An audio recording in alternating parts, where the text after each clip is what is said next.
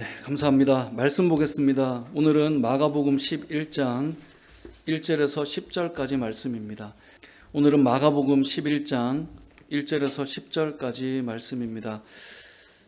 우리 한 목소리로 같이 1절에서 10절까지를 읽어보도록 하겠습니다. 시작. 그들이 예루살렘에 가까이 와서 감람산 벳바게와 베다니에 이르렀을 때에 예수께서 제자 중 둘을 보내시며 이르시되 너희는 맞은편 마을로 가라. 그리로 들어가면 곧 아직 아무도 타보지 않은 나귀 새끼가 매여 있는 것을 보리니 풀어 끌고 오라. 만일 누가 너희에게 왜 이렇게 하느냐 묻거든 주가 쓰시겠다 하라.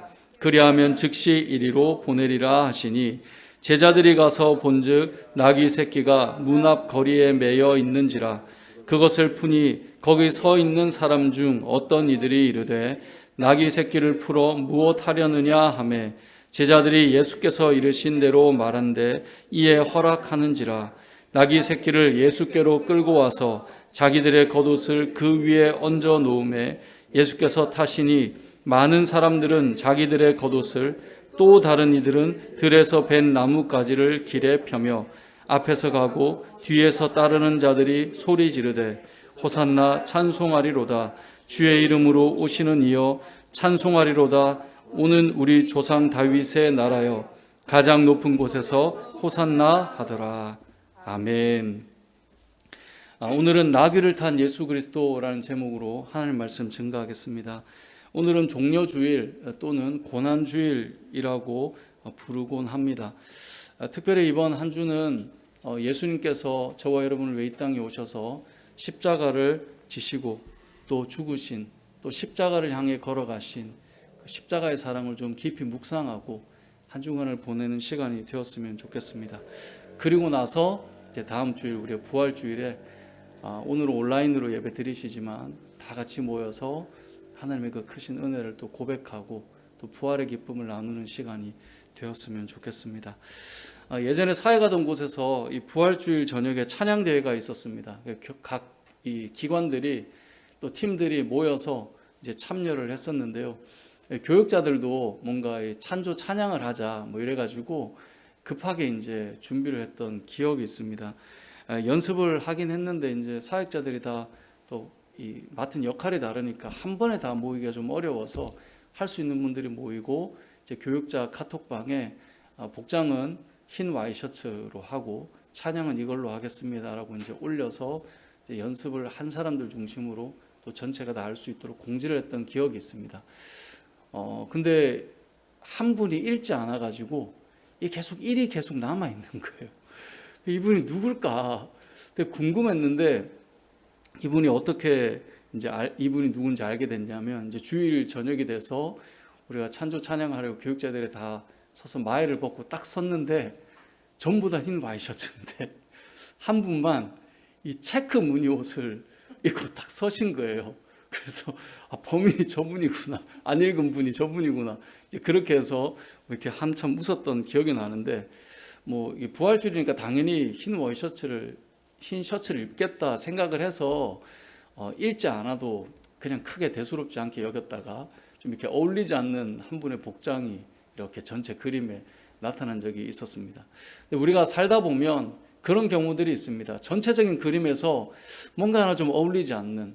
저도 이제 옷을 늘 보통 셔츠를 많이 입긴 한데 가끔 이제 뭐 타이를 매거나 어디 이렇게 갈 때 목사님 옷이 색깔이 좀 안 어울리지 않나요? 막 이런 때가 있거든요. 전체로 볼 때 뭔가 좀 어울리지 않는. 뭐 예를 들면 여러분 지금 예배를 드리고 계시는데 가정에서 예배를 드리는데 지금 여러분의 복장이 어떠신지 모르겠습니다. 저도 지난번에 제가 좀 몸이 안 좋았을 때 예배 드릴 때 잘 갇혀 있고 예배를 드려야지라고 이제 생각을 하고 옷을 입고 예배를 드리긴 했는데 온라인으로 계속 드리다 보면 좀 이렇게 해이해지지 않을까 이런 생각도 좀 들더라고요. 여러분은 어떠세요? 지금 여러분이 있는 지금 자리에 예배 드리는 지금의 모습에 여러분은 좀 어울려 있는지 그것을 한번 생각해 보셨으면 좋겠습니다. 오늘 본문의 내용이 그렇습니다. 오늘 본문의 내용을 잘 보면 이걸 그림으로 한번 그려보면 잘 그려진 그림 속에 뭔가 어울리지 않는 한 모습이 등장하는 것이 이제 오늘 본문의 내용입니다. 오늘 본문을 성화로 그린 그림도 저도 많이 봤는데 성화에서는 잘 캐치를 못할 수는 있어요. 근데 오늘 본문을 보면 뭔가 좀 부조화스럽다라고 느낄 수 있는 것이 본문의 상황입니다. 자, 본문의 내용이 무엇입니까? 예수님께서 예루살렘으로 입성하세요. 시기가 유월절 절기를 앞두고 있기 때문에 절기를 지키는 많은 사람들이 예수님과 함께 예루살렘으로 지금 입성하고 있습니다. 근데 수많은 사람들이 그냥 예수님을 따라가는 것이 아니라 환호하고 소리 지르며 따라가고 있어요. 뭐라고 외치고 있습니까? 호산나라고 외치고 있습니다. 호산나라는 말은 우리를 구원하소서 이 말이에요. 그러니까 예수님과 함께 수많은 무리들이 가면서 호산나를 외치고 있어요. 그러니까 우리를 구원할 자가 이분입니다라고 지금 외치고 고백하고 있는 것이죠. 그리고 사람들이 종려나무 가지를 흔들고 있습니다. 수많은 사람들이 종려나무 가지를 흔들며 호산나를 외치고 있다고 생각해 보십시오. 그 장면이 지금 어떻겠습니까? 이뿐 아니라 많은 사람들이 종려나무 가지를 꺾어서 예수님이 가시는 그 길에 미리 그 가지를 쫙 깔아놓습니다. 그리고 수많은 사람들이 자기의 겉옷을 벗어서 예수님이 가시는 그 행렬 위에 미리 펼쳐놓습니다. 당시 사람들이 자신의 겉옷을 벗어서 그 위로 지나가게 하는 모습은 왕을 맞이하는 모습과 같다라고 말합니다. 이 사람이 우리의 왕이다라고 인정하는 모습인 거예요. 자, 이런 상황이 지금 본문에 펼쳐져 있어요. 8절, 9절 우리가 읽었지만 다시 한번 읽어보겠습니다. 시작. 많은 사람들은 자기들의 겉옷을, 또 다른 이들은 들에서 벤 나뭇가지를 길에 펴며 앞에서 가고 뒤에서 따르는 자들이 소리 지르되 호산나 찬송하리로다 주의 이름으로 오시는 이여. 아멘. 많은 사람들이 겉옷을 다 벗었어요. 가는데 자기의 겉옷을 펼쳐 드리고 있어요. 그 길에 이 들에서 벤 종려나무 가지를 펼쳐놓고 있어요. 앞에서 가며 뒤에서 따르며 종려나무 가지를 흔들며 호산나 호산나 라고 외치고 있어요. 우리를 구원하소서, 찬송하리로다 주의 이름으로 오시는 이여 호산나 라고 계속해서 외치며 주님을 찬양하고 있습니다. 자, 이들을 구원할 분이 예수님이시다라고 이들이 직감을 하고 그렇게 외치고 있는 것이죠. 실제로 이들은 구원에 대한 갈망이 너무나 큰 사람들이었습니다. 당시 이스라엘 백성들은 참 고단한 삶들을 다 살아야 했었습니다. 왜 그렇습니까? 유다 나라가 바벨론으로부터 멸망한 이후에 계속해서 페르시아, 헬라, 로마 등으로부터 계속해서 그 지배하에 놓여 살아야 했기 때문에 그들은 참 힘든 삶들을 민족적으로 살아야 했었습니다. 주권을 잃은 백성들의 삶에 늘 눈치를 보고 또 그것에 맞춰야 살아갈 수 있고 힘겨움이 그들의 삶의 뿌리를 계속 내리고 있는 것, 그것이 이스라엘 백성들의 삶이었습니다. 때로는 무거운 세금을 내야 했고 때로는 차별을 받아야 했고 때로는 그들과 결탁한 같은 민족이지만 같은 민족으로부터도 고통을 받아야 했고 그 어려움들을 감당해야 했기 때문에 이들은 이제는 좀 자유를 얻고 싶어, 이제는 좀 해방을 얻고 싶어, 이제는 좀 구원을 받고 싶어, 이제는 좀 이러한 통치로부터 자유로워지고 싶어, 이런 마음이 늘 있었을 것입니다. 그러던 상황 속에 누가 등장한 것입니까? 예수님이 등장하신 거예요. 그런데 이 예수님의 모습을 보니까 이들이 그렇게 기다렸던 그 메시아의 모습과 너무나 많이 닮아 있죠. 귀신을 쫓아내고 고칠 수 없는 병을 고치셨어요. 말 못하는 이가 말을 하게 되고 듣지 못하는 자가 듣기 시작하고 보지 못하는 자들이 보는 일들이 일어나요. 이것이 어떻게 현실에서 가능할까? 이들이 삶 가운데 경험하기 시작했어요. 풍랑을 잔잔하게 하셨어요. 보리떡 5개와 물고기 2마리로 장정만 5,000명을 먹이는, 그리고도 남음이 있는 놀라운 역사를 이들이 경험했어요. 이 예수님의 가르치시는 말씀의 선포는 권위가 있었어요. 다른 이들이 가르치는 말씀도 그동안 너무나 그들의 마음에 폐부를 찔렀고 죄인됨을 깨달았지만 예수님의 말씀은 그것과는 차원이 달랐어요. 하나님의 나라가 무엇인지를 보여주는 분이 등장하게 된 것입니다. 이들의 생각은 점점 확고해졌습니다. 말씀과 가르침과 그의 삶과 그를 따르는 제자와 수많은 기적과 역사를 보니까 예수님이 메시아라는 생각을 이들이 했던 것입니다. 그래서 6월절을 앞두고 예루살렘으로 입성하는 그 예수님을 따라가는 이 수많은 무리들은 호산나를 외치며 따라가고 있는 것입니다. 9절 10절을 보니까 이렇게 말하죠. 앞에서 가고 뒤에서 따르는 자들이 소리질러 호산나 찬송하리로다 주의 이름으로 오시는 이여 찬송하리로다 오는 우리 조상 다윗의 나라여 가장 높은 곳에서 호산나 하더라. 오는 우리 조상 다윗의 나라요. 구원하실 이 메시아로부터 우리가 이제는 새로운 나라를 회복시켜 가실 그 은혜를 경험하게 될 것이다.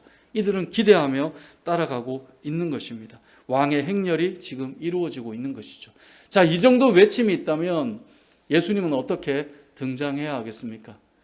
우리가 흔히 이러한 환호하고 왕이 등장한다라고 하는 모습이라고 생각해 본다면 분명히 어떤 이 튼실한 말, 백마를 타고 풍채가 좋은 왕이 될 만한 사람이 등장하면서 화려한 옷을 입고 입장을 하며 나아갈 때 뭔가 좀 어울리는 그림과 모습이 될 것입니다. 그런데 오늘 본문을 보면 예수님께서는 그렇지 않으셨습니다. 예수님께서는 낙이 새끼를 타고 등장하셨습니다. 오늘 본문에는 낙이 새끼라는 말이 무려 4번이나 등장합니다. 이것은 스가랴 9장 9절의 말씀을 성취하시는 의미도 있지만 예수님께서 어떤 모습으로 등장하는가를 보여주고 있습니다. 그냥 낙이도 아닙니다. 아직 아무도 타보지 않은, 아직 너무 어려서 짐을 지우기에도 힘든 작은 나귀 새끼, 어린 나귀를 예수님이 타고 등장하고 있습니다. 누가 타기에는 너무나 어리고 작고 볼품없는 나귀를 타고 지금 등장하고 있는 거예요. 호산나를 외치고 환호하고 소리 지르고 겉옷을 깔고 그곳에 종려나무 가지를 까는 그곳에 백마를 탄 왕자가 등장한 것이 아니라 그 가냘픈 다리에 어린 나귀 위에 올라앉은 예수 그리스도가 지금 등장하고 가고 있는 것입니다. 자, 그러면 예수님의 풍채는 어땠을까요? 이사야 말씀에 보면 예수님의 풍채가 나오는데요. 이사야 53장을 한번 찾아가 보겠습니다. 오늘 본문은 갈피를 해두시고 이사야 53장 2절 말씀을 보겠습니다. 구약성경 1034면입니다. 구약성경 1034면 이사야 53장 2절. 지난번에 저도 온라인으로 예배 드려보니 다른 교회들은 이사야 53장 2절 하니까 바로 화면에 쫙 나오고 근데 우리는 제가 여러분들께 처음 개척 때도 말씀드렸지만 성경을 찾으시면 좋겠다라는 마음이니까 꼭 찾아보시기 바랍니다. 53장 2절 같이 읽어보겠습니다. 시작. 그는 주 앞에서 자라나기를 연한 순 같고 마른 땅에서 나온 뿌리 같아서 고운 모양도 없고 풍채도 없은즉 우리가 보기에 흠모할 만한 아름다운 것이 없도다. 아멘. 자, 나귀를 탔어요. 아니 어린 나귀 새끼를 탔어요. 그런데 그 예수님은 어떻습니까? 고운 모양도 없고 풍채도 없은즉 우리가 보기에 흠모할 만한 아름다운 것이 없도다. 보기에 그리 대단해 보이지가 않아요. 풍채도 없어요. 고운 모양도 없어요. 우리가 볼 때 흠모할 만한 모습이 아닌 예수 그리스도와 어린 나귀가 지금 이 놀라운 환호 속에서 걸어가고 있는 것입니다. 이것을 그림으로 그려본다고 생각해 보십시오. 뭔가 환호하는 그 모습 속에 너무나 좀 다른 예수 그리스도의 모습이 그려지지 않겠습니까? 오늘 본문에서 이러한 두 차이를 두는 것, 이것은 무엇을 말할까요? 환호하고 따르는 사람들이 바라보는 구원자와 이들을 구원하기 위해 등장하신 구원자 예수 그리스도의 구원의 길이 다르다라고 하는 것을 사실 보여주고 있는 장면입니다. 사람들이 원하는 구원의 그림과 예수님이 구원하시려는 그 사역이 다르다라는 것을 보여주고 있는 것이죠. 환호하는 사람들은 지금 그들의 삶을 해결할 정치적 메시아를 생각하고 있다면 예수님께서는 그 당시 그 시대만을 위해 오신 분이 아니다라고 하는 것을 보여주고 있고 그 당시에 그 지역에 있는 이스라엘 백성들을 살리기 위해 오신 정치적 메시아라고 느꼈던 그들과 달리 그 지역 사람들만을 위한 것이 아니라 온 인류를 위해 이 땅에 오신 예수 그리스도이심을 지금 펼쳐 보여주고 있는 것입니다. 신앙생활을 하다 보면 오늘 본문에 등장하는 사람들처럼 신앙생활을 하는 사람들이 있습니다. 분명히 예수님을 따르고 환호합니다. 그리고 나의 생각과 기대를 가지고 예수님을 그려놓습니다. 그리고 열심을 다하고 때로는 겉옷을 벗어서 그 길 앞에 펼쳐놓기도 합니다. 그런데 그의 머릿속에는 내가 그려놓은 예수 그리스도를 바라보며 자신의 모든 것을 쏟아붓고 있는 것입니다. 그런데 그들이 원한 정치적 구원자가 될 예수 그리스도가 아님을 깨닫게 되는 순간 그 모든 열심은 어떻게 될까요? 마가복음 15장으로 가보면 예수를 환호하며 호산나라고 외쳤지만 결국 이들은 이제는 다르게 외치고 있습니다. 바라바를 놓아주라는 것이에요. 왜요? 자신들을 구원할 정치적인 어떤 인물을 원하고 있는 거예요. 예수가 아니라 바라바로 바뀐 것이죠. 바라바를 놓아주라는 것입니다. 그래서 15장에 가보면 바라바가 풀려나게 됩니다. 분명히 예수님을 환호하며 예수님을 따라 들어갔지만 그들은 예수의 이름이 아닌 자신들이 원하는 그 그림을 그려낼 또 다른 인물을 요구하여 그와 함께 새로운 시작을 해나가는 것이 마가복음 15장의 모습이고 그림입니다. 이 땅을 살아가는 우리도 마찬가지입니다. 신앙생활을 할 때 예수님이 걸어가시는 십자가와 구원의 길을 바르게 이해하지 못하면 분명히 내가 열심도 가졌고 겉옷도 벗었고 그분이 왕이라고 인정도 했지만 돌이켜보면 내가 그려놓은 왕이 아니었기 때문에 왕을 바꾸는 일이 우리에게도 나타나는 것입니다. 그래서 이런 말들을 종종 합니다. 나도 한때 진짜 열심히 했다. 나도 할 만큼 해봤지. 야, 내가 교회에 쏟아부은 그 열심만 해도 엄청날걸? 넌 못 따라와. 내가 한때 교회에 쏟아부었던 그 열정, 헌신, 물질, 나도 대단했어. 왜 그렇습니까? 겉옷을 벗어놓을 만큼 본인이 그려놓은 왕이라고 생각했기 때문에 기꺼이 가능했던 것입니다. 그런데 시간이 흘러보니 예수 그리스도는 내가 생각했던 구원자의 그림이 아닌 것이죠. 그렇다면 내 인생에 내가 원하는 그림을 그려줄 구원자가 있다면 예수가 아니라 이제는 바라바를 외치고 바라바를 향해 나아가는 것. 이것이 이들의 열심이었고 이들의 환호였고 이것이 우리가 가진 신앙의 모습일 수도 있다라는 것입니다. 우리는 바라바는 아니지만 바라바 대신 또 다른 것을 환호하고 외치며 그 길들을 걸어갈 수 있는 것.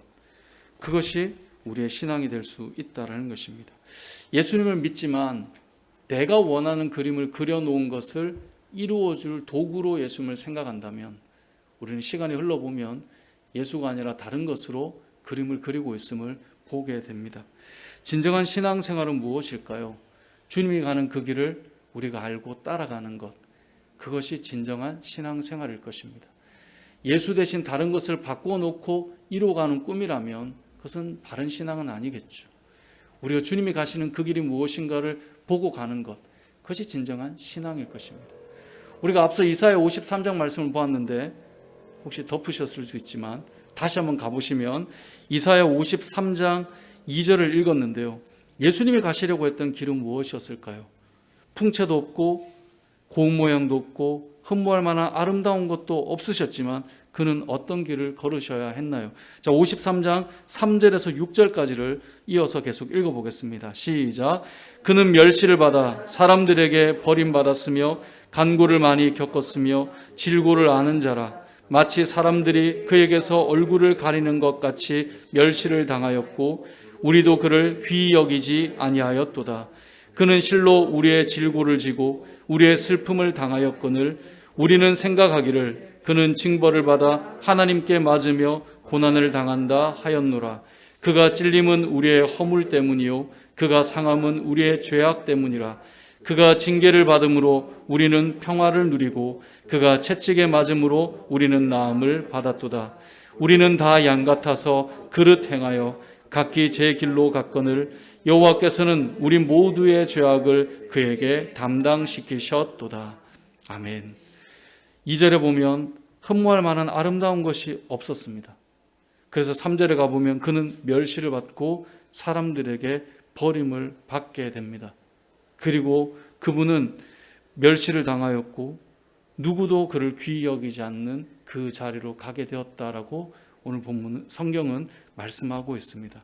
왜 그랬을까요? 4절 이하에 보면 그는 실로 우리의 질고를 지고 우리의 슬픔을 당하였거늘. 그러니까 우리의 죄와 우리의 질고와 우리의 죄악을 위해서 그분이 걸으셨는데 오늘 본문 이 이사야 53장 말씀을 보니까 그 모든 것은 우리의 죄 때문이지만 그가 죄가 있어 저희를 당한다라고 외치는 것이었다는 거죠. 그런데 5절을 보면 그가 찔림은 우리의 허물 때문이요 그가 상함은 우리의 죄악 때문이라. 이 땅을 살아가는 저와 여러분의 삶 속에 여러분 정말 인생의 삶을 돌이켜보면 우리처럼 죄가 아니고 살아갈 수 없을 것 같은 그런 죄인된 존재들, 우리는 늘 자신을 보면 느끼잖아요. 우리 안에 있는 죄와 탐욕과 허물과 그러면서도 늘 당당한 우리의 인생들을 우리는 보잖아요. 그냥 내버려 두면 하나님 앞에 심판받을 수밖에 없는 존재들이며 때로는 죄가 하나님과 우리 사이를 갈라놓기 때문에 내가 어떻게 죽어가는지도 알지 못한 채 우리는 걸어가잖아요. 그런데 바로 그런 우리들을 위해서 주님이 가고 계시다는 것입니다. 그가 징계를 받음으로 우리는 평화를 누리고 그가 채찍에 맞음으로 우리는 나음을 받았도다. 주님의 십자가를 한 주간 우리가 깊이 묵상하는 시간을 가질 텐데 여러분 주님이 죽으신 그 십자가 얼마나 아프셨을까? 예전에도 말씀드렸지만 예수님이 얼마나 아프셨나가 핵심이 아니에요. 그렇게 처참한 비참한 모습이 우리가 그렇다라고 하는 것을 보여주시는 거예요.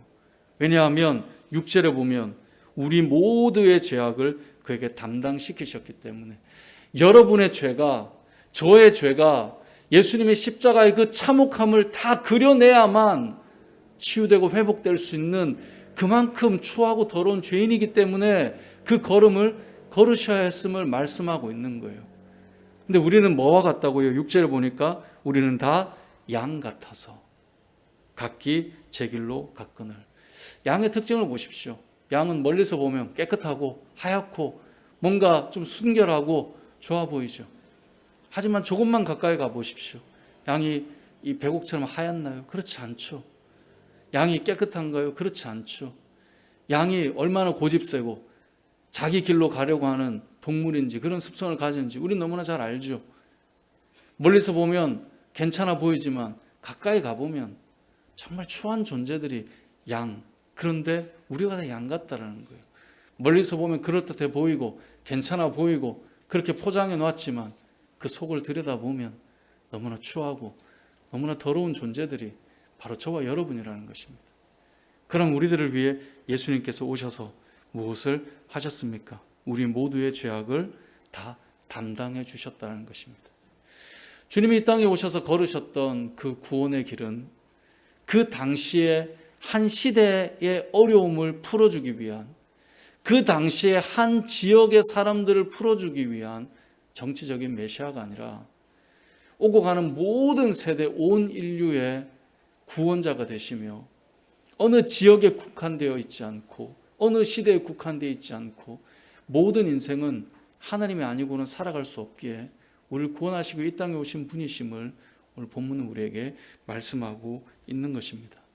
사랑하는 성도 여러분, 혹시 예수님을 믿고 있는 우리들이 예수님에 대한 그림을 잘못 그려놓았다면 우리는 다시 한번 이 고난주간에 주님이 오신 이유를 바라보고 우리의 믿음의 걸음들을 다시 한번 정돈해 볼 필요가 있다라고 생각합니다.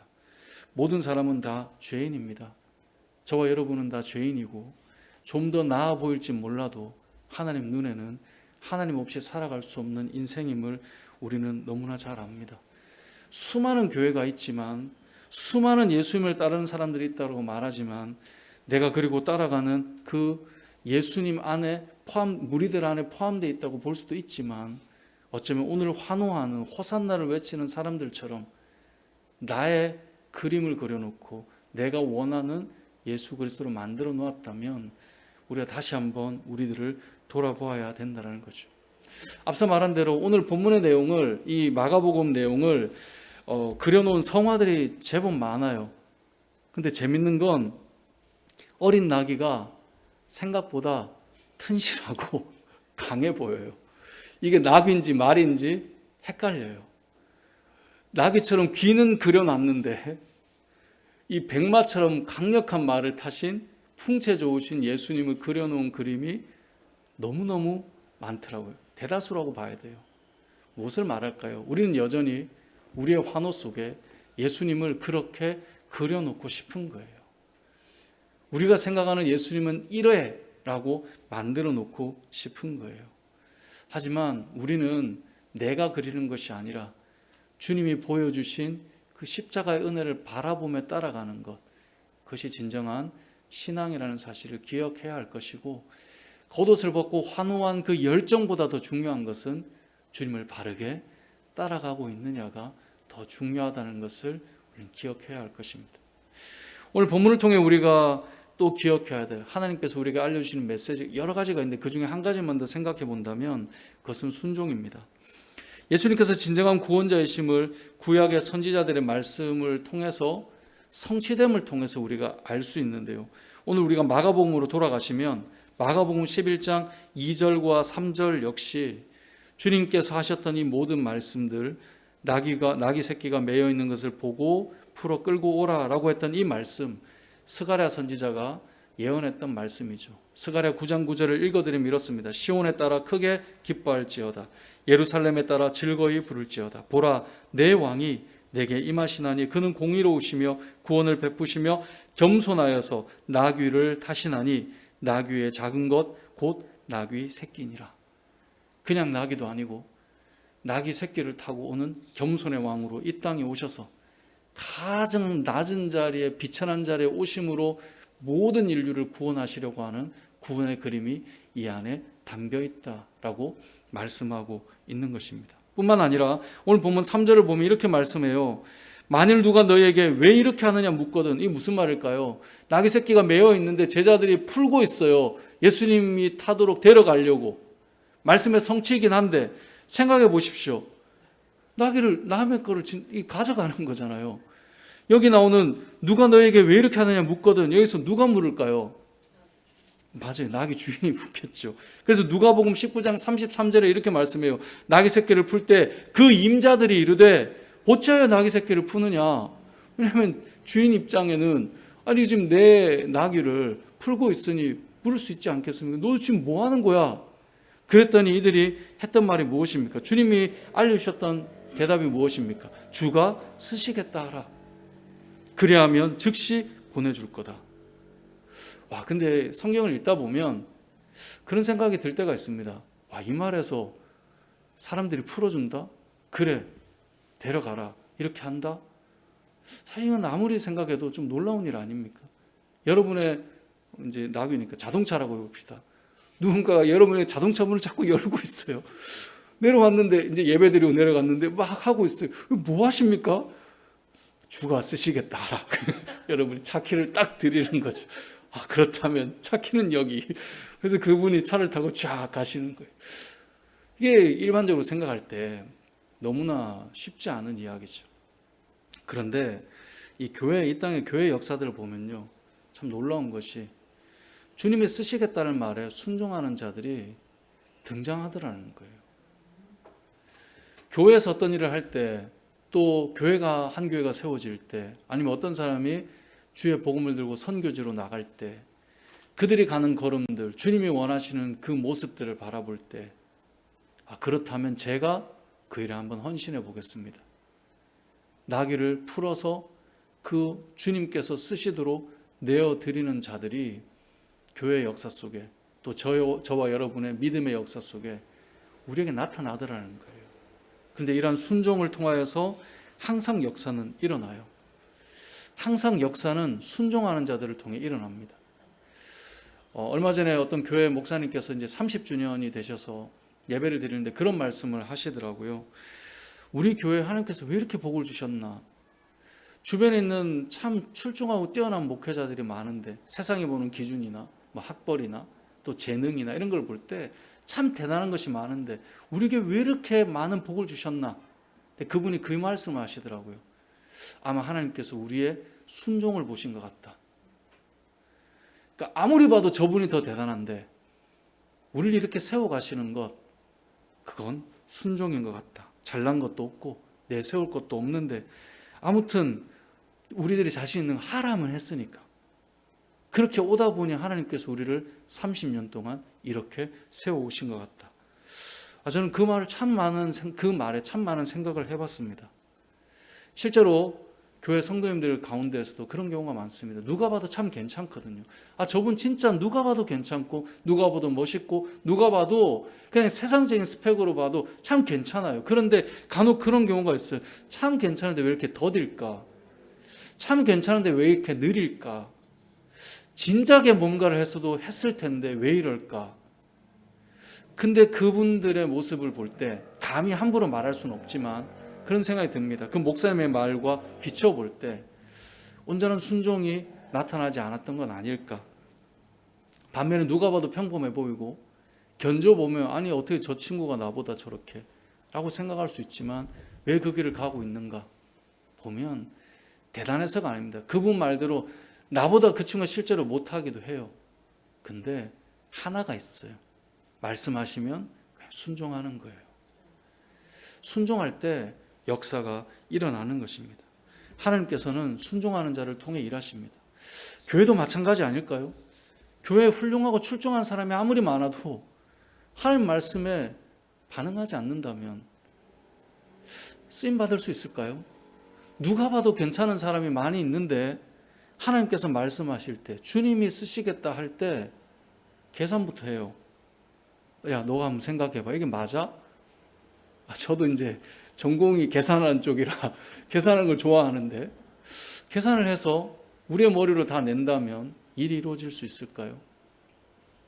하나님께서 누구를 사용하실까요? 하나님이 어떤 교회를 사용하실까요?